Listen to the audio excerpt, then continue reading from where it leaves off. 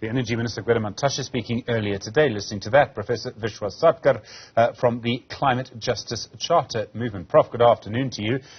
We have Mantashe essentially explaining what will happen if we move away from coal dramatically. Some may see him as making an argument that we need to move away more slowly. Do you buy his argument?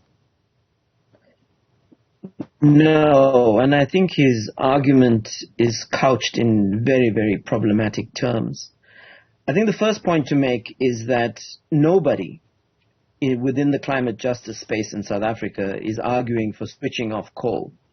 The argument being made is for a deep, just transition. And that means it's got to be a planned transition, and it's got to be done in a deeply democratic way involving workers in the coal industry, as well as neighboring communities. And the government, despite its commitments internationally to nationally determined targets, is coming short in that respect. Despite the Presidential Climate Commission, it is also coming short in that respect. I think the second important point to make here is that the minister talks about coal in a very, very defensive way. He talks about it as though we don't have any other alternatives, and he's ill-informed in that regard. Now, if you look at South Africa's challenge, the energy challenge, there's a whole set of opportunities here for the country that he is not bringing into the conversation. South Africa has immense offshore wind capabilities. It has immense solar capabilities if it wants to unleash it, if the government wants to harness it, and so on. So he talks as though he's a captured minister, as though he's a minister that is extremely pro-coal, and there's nothing else. And that's a very, very problematic position. The third issue that strikes us in what he's saying is that he doesn't take the urgencies of climate science very seriously. Now, we've lost the battle to prevent a 1.5 degrees Celsius overshoot on a planetary scale. This is according to our leading climate scientists, even in South Africa. And that means with us heating at twice the global average, we are going to be at 3 degrees Celsius very soon. The country has to be placed on a climate emergency footing. The big drought we had recently, the floodings we had in KZN, these are going to become more and more the realities, the lived realities in South Africa. And that means we need political leadership, including at a ministerial level, that internalizes this imperative and that is really empowering society to take this on board. Now, that's not coming forward from Mantashe's position.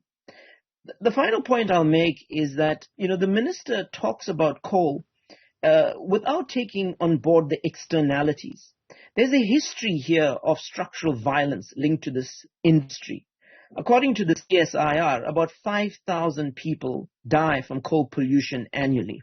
1/3 of the population in Mpumalanga suffer from asthma. We are now seeing wind dispersal, and we're seeing sort of air quality indexes in places like Gauteng go through the roof because of the spillover effects. There's a societal cost here, which the minister doesn't talk about.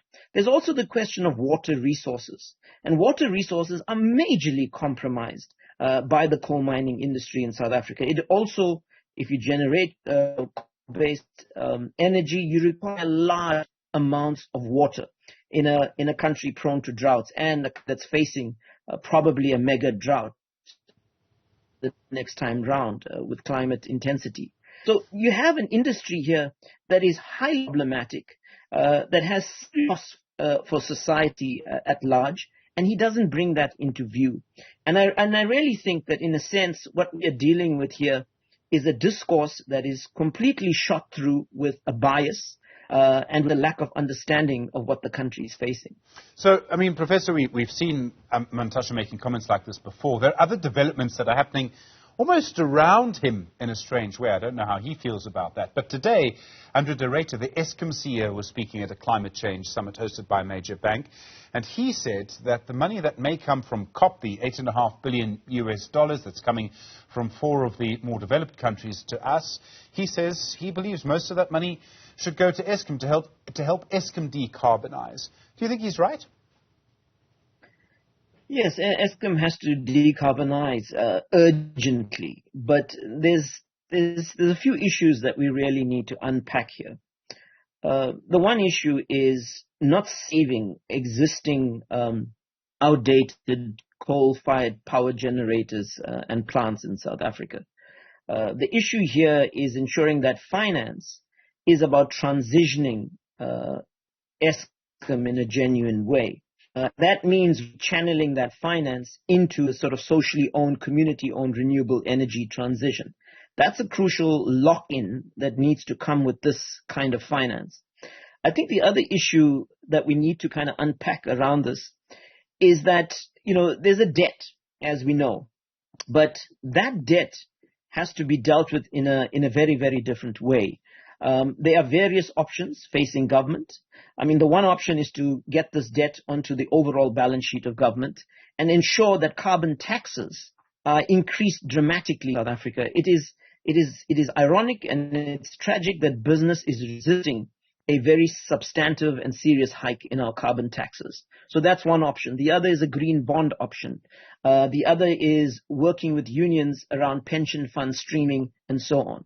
So that's the second issue that must be uncoupled in this context. I think the third and important issue here is, where is Eskom's plan?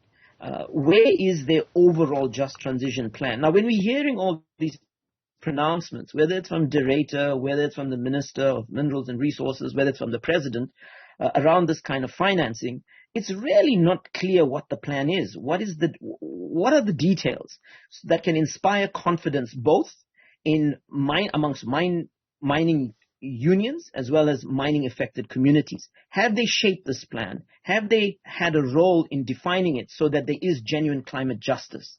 And I think these are some of the concerns around this process from where we're sitting. Professor, I really appreciate the time. Thank you, Professor Vishwas Satgar, his reaction to those comments by the Energy Minister, Gwede Mantashe.